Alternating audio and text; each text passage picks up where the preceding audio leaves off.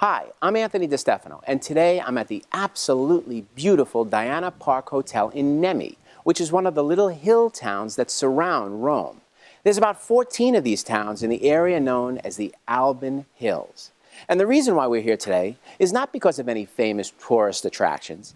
It's because I happen to have a lot of friends here and in the neighboring town of Genzano.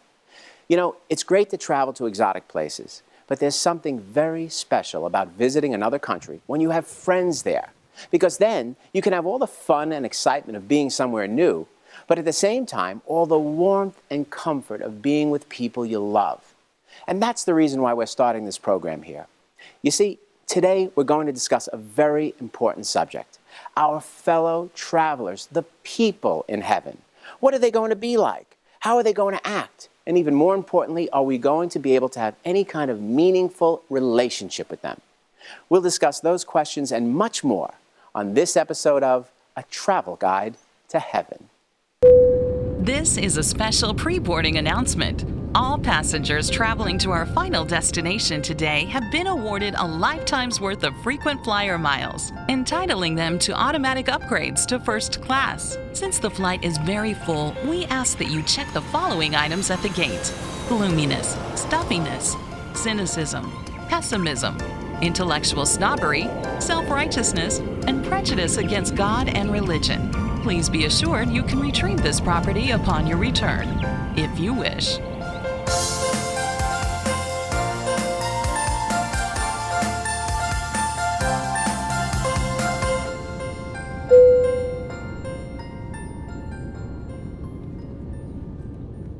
Have you ever been off alone and said to yourself, I have to come back here with so-and-so? Or, I can't believe my friend isn't here right now to enjoy this. Have you ever been to a nice place and realized that you really weren't having much fun, that the experience was somehow incomplete because you were alone?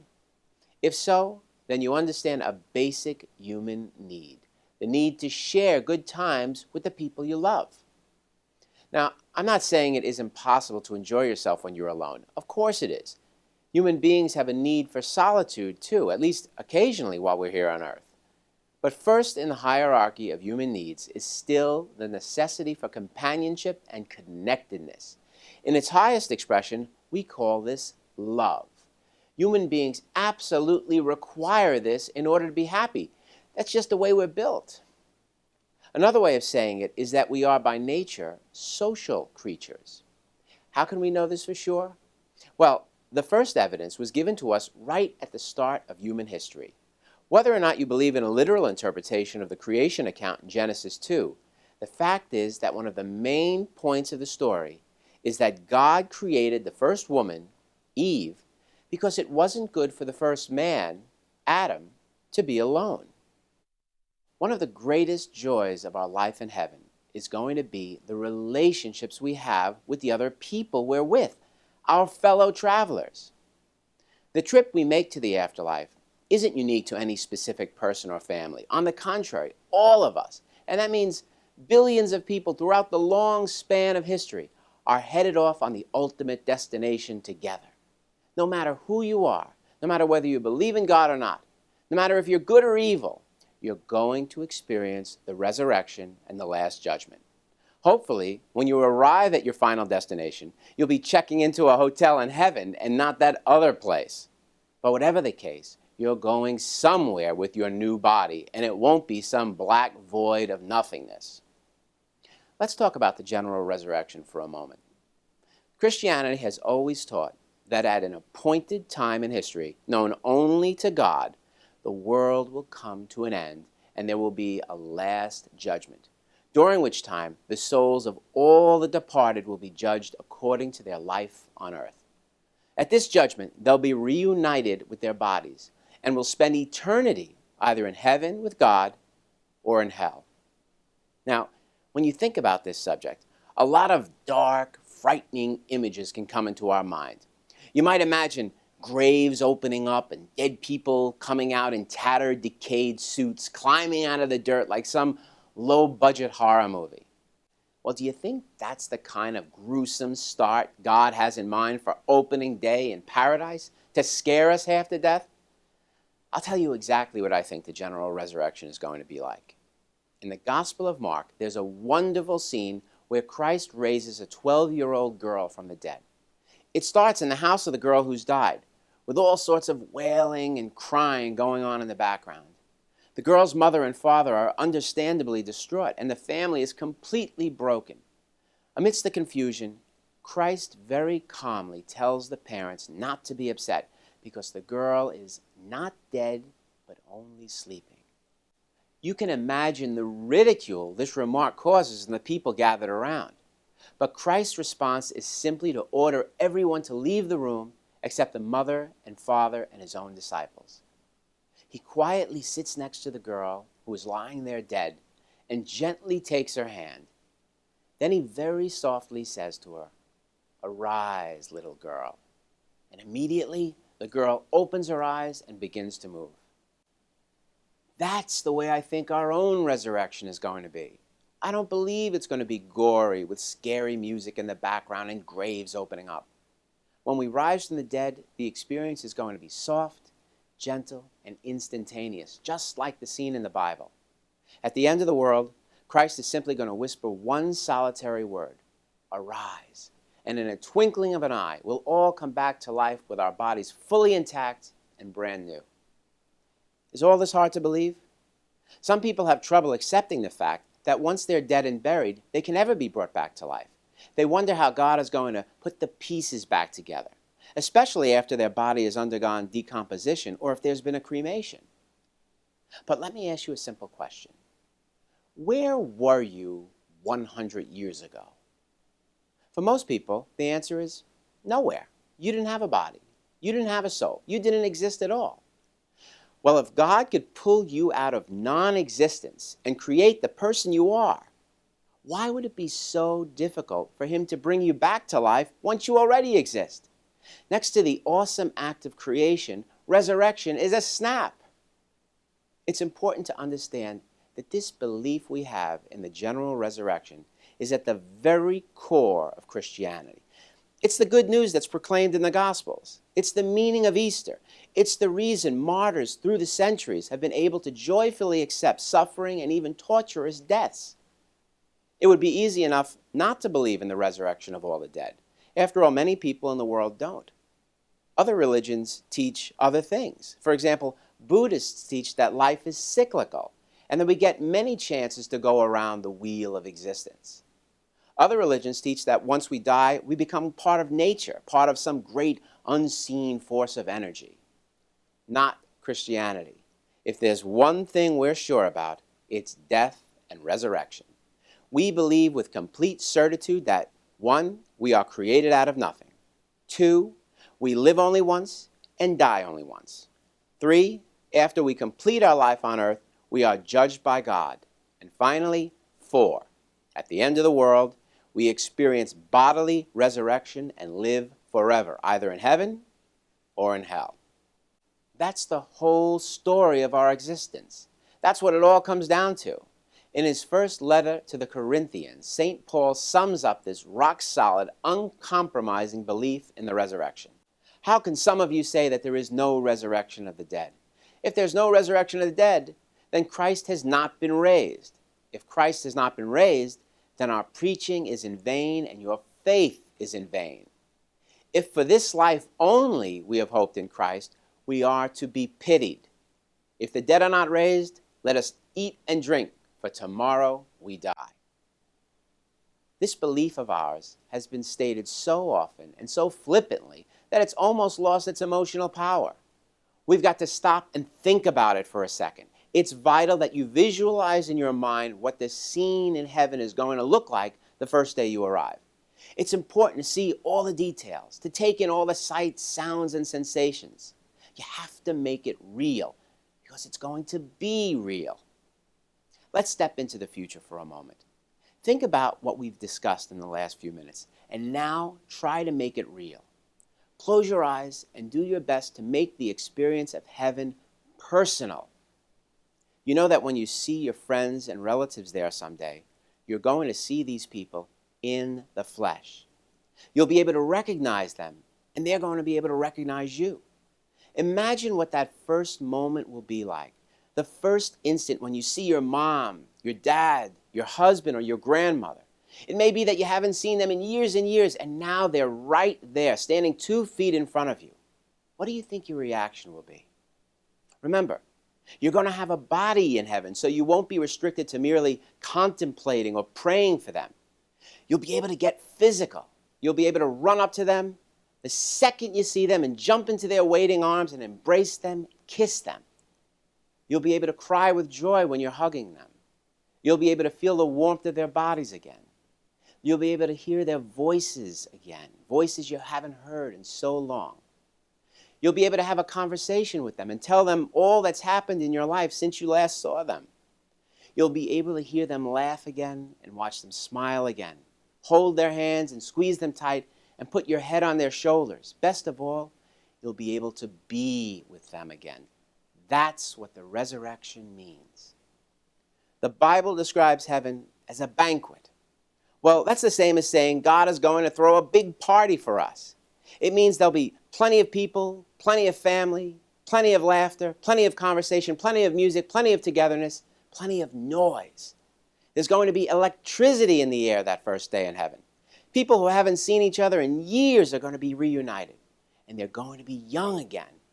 People who were born blind will open their eyes for the first time and see the faces of their loved ones. People who were crippled and deformed will run through the streets. People who suffered with debilitating diseases all their lives on earth are going to be more vibrant, robust, and healthy than the greatest Olympic athlete. Imagine the emotional intensity of that experience. Imagine the river of tears that's going to flow. Imagine how loud it's going to be with all those people laughing, crying, talking, and carrying on. It's truly going to be a sight to behold. And the best thing of all is that once we experience those first precious hours, that first wondrous reunion, we will have only completed our first morning in heaven.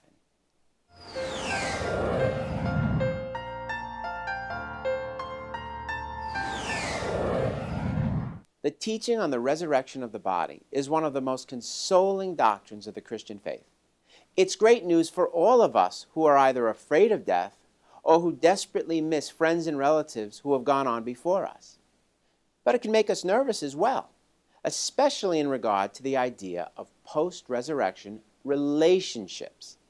After all, our bodies will be undergoing some pretty incredible changes. Is there any chance that these alterations are going to affect the close ties we've forged here on earth?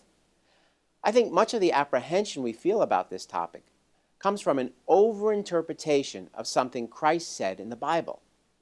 The Gospels of Matthew, Mark, and Luke relate an interesting incident concerning the Sadducees, a Jewish sect that did not believe in the resurrection. At one point, members of the sect attempt to trip Jesus up by quizzing him about the afterlife. They tell him a story about a woman who had been married 7 times to 7 different men, each of whom had died. Which husband, they ask, will she be married to in heaven? Jesus responds by saying that no one is going to be married in heaven, that marriage itself is only meant to last during our lifetime in this world. Now, it's possible to come away from this story a little upset. After all, what if we like being married? What if we spent 20 or 30 or 40 years with our spouse and have shared millions of wonderful memories with them? Is all that lost once we die? And does it also mean that we won't be able to relate as family members with our relatives in heaven? If you believe that the relationships most important to you in life are going to end the moment you die, that shows that your picture of heaven is pretty dismal, which is a shame, because there's nothing in our Christian religion to suggest that relationships in heaven won't be fabulous. All Jesus said was that men and women won't marry in heaven. Before we jump to any kinds of conclusions, let's take a look at the institution of marriage and see if we can understand why Jesus said it won't exist in the afterlife. We know that people get married for many reasons: love, passion, romance, companionship, etc. And all of these can be good and worthy motivations. But we often forget that one of the main purposes of marriage, indeed one of the reasons God created it in the first place, is to help us to get to heaven. By joining two people together as one, God gives us a built-in lifetime assistant who can help us overcome all the obstacles, challenges, and suffering that we're bound to face in this world. The assistance itself comes about through the practice of true love. Now, the word love today is very misunderstood. It's been watered down and trivialized so much that it means practically nothing. True love has only one definition: selfless, self-sacrificing giving. It's getting up at 4 in the morning and feeding a baby who's crying so that your wife can sleep. It's letting your husband put on the football game Monday night instead of insisting that you both watch your favorite sitcom. It's taking your wife out for dinner and dancing on the weekend when you really just want to sit home in front of the TV and spin the remote control. It's doing all the things you don't want to do for the sake of the other person. It's putting that person's wants, needs, and desires ahead of yours. When you love your spouse with a spirit of selfless giving, you're imitating Christ, because that's exactly the kind of love He showed for us. "This is my body," He said the night before He was crucified, "given up for you." I'm sure it wasn't a pleasant experience being nailed to a cross, but He endured the suffering so that we could one day experience the joy of resurrection in heaven. By sacrificing Himself, He was putting our interests ahead of His. Having children is the other major reason God invented marriage. A husband and wife make love, and with the help of God, create another human being. God provides the new baby's soul. The parents provide the new baby's body, this too with God's help, of course. By joining in the act of creation, the couple becomes more like God. Moreover, they assist Him to fill the earth with people and thus to populate heaven. And of course, we know very well that children themselves provide us with the greatest opportunity to practice self-sacrificing love. You see, all these things help foster greater holiness, and in doing so, they help cut a direct path for us to heaven. In the final analysis, this is really one of the only true standards by which we can judge whether or not a marriage has been successful. The definition of a great marriage is one that God wants because it leads both husband and wife to heaven. Once that objective has been achieved, however, and we finally arrive safely in paradise, there isn't a need for marriage as such anymore. Marriage will have served its purpose. And this is where some of us get worried. Despite what Jesus said, we can't help but ask, isn't there a way for God to salvage the relationship? And indeed, there is. In fact, there's never really been any cause for concern, because while the structure, institution, and sacrament of marriage will no longer be required in heaven, the relationship between the two people will continue forever. Look, when two people are playing on a tennis court, we call them tennis partners. They dress a certain way, use certain equipment, and abide by certain rules. Once the game is over, however, they leave the court and cease to be tennis partners. But that doesn't mean that their relationship ceases. It doesn't mean, for instance, that they necessarily get into their cars and drive their separate ways. It doesn't mean that they stop knowing each other or even loving each other. The same principle applies here. Are we going to know our husbands and wives in heaven? Of course. And are we going to have special relationships with them? Yes. Will they be the same kinds of relationships they were on earth? No. But they will be special and they will be distinctive. How could it be otherwise? We shared all those wonderful memories with them. And besides, they personally helped us to get to heaven. Don't you think that counts for anything with God?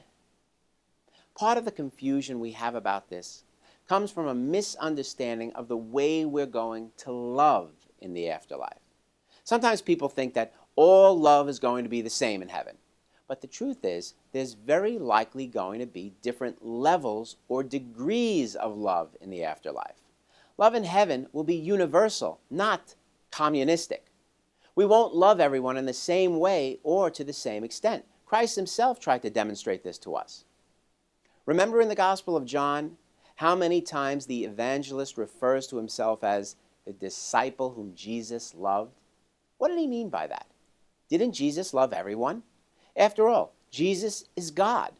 Why should John single himself out as the one Jesus loved? Was John bragging about something that wasn't true? Of course not. The fact is that John was being justifiably proud of something that was true. Yes, Jesus loved all the apostles, but in his human nature, he seems to have had a greater emotional affection for John. There's nothing wrong with that. Humans are allowed to have favorites. But to have favorites doesn't mean that you play favorites. To love someone more doesn't mean that you don't love everyone. Parents understand this better than anyone.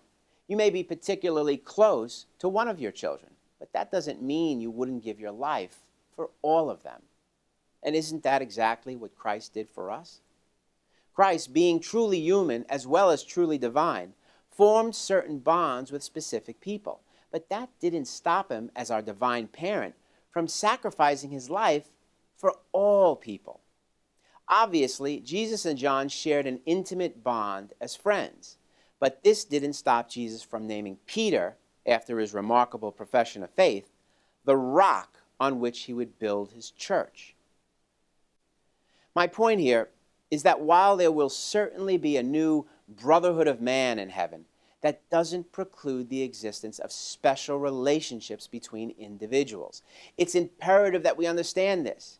Happy memories are not lost in heaven. Family ties are not broken. Intimacy is not decreased. On the contrary, holy relationships formed on earth will continue forever, because all true bonds of love and affection derive their meaning and existence in Christ, who is eternal. Will the relationships we presently have change in heaven?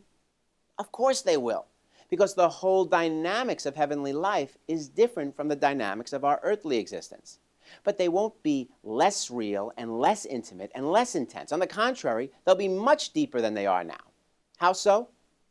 Well, on earth, the good and bad in people are so mixed up together. We get moody, we get depressed and nasty at the drop of a hat. And it's hard for other people to know how to deal with us. Also, there's so many external forces pressing against us on a daily basis. Bills, car troubles, problems at work, problems with our kids. We just can't help having arguments with each other. In heaven, we'll be at our best all the time, and our only problem will be figuring out what exciting thing to do next.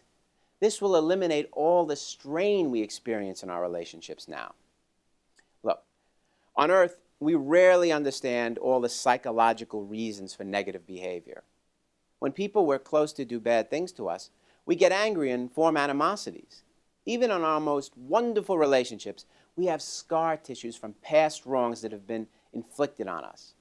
In heaven, God reveals all our inner motivations. We'll know why people we loved acted in certain ways that were hurtful to us. We'll see clearly that it was because they were insecure, or because they were wounded themselves, or because of something that happened to them in their childhood. So many of the things that are not communicated now will be understood then. And for the first time, we'll also see our own weaknesses and sins clearly. When we realize just how much God has forgiven us, the sins that others have committed against us will seem trivial. You see, no matter how much we love a particular person on earth, it's still like looking at someone through a dirty window. Our psychologies, our environment, our past experiences, and our weaknesses all get in the way and create a cloudy barrier between us. We see enough of the other person to love them, but it's still a distorted view. No matter how well we think we know them, we can't see clearly, and neither can they. But when we get to heaven, it'll be as if the window wasn't only clean, but removed altogether, because we'll be healed of all our imperfections. Any lingering animosities we carried in our hearts will be obliterated forever.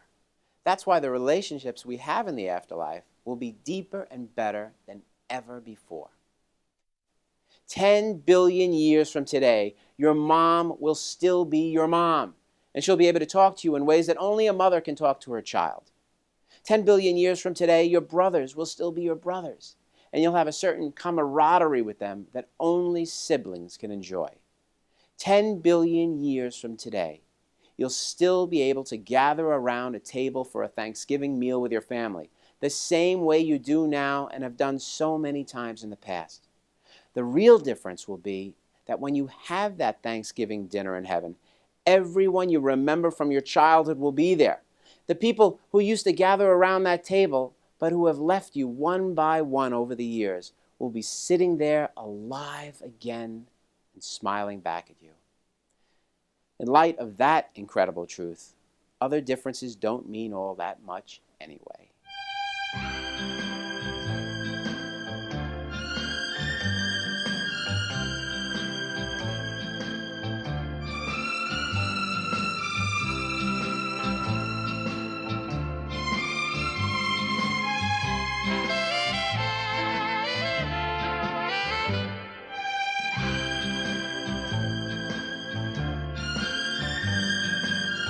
We're here at Il Castagnone restaurant in the Alban Hills having a big, wonderful dinner with my good friend Alfredo Jacoangeli and his family.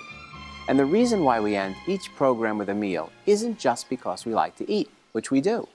It's because we want to make the point that heaven is not some cloudy, gray, boring place.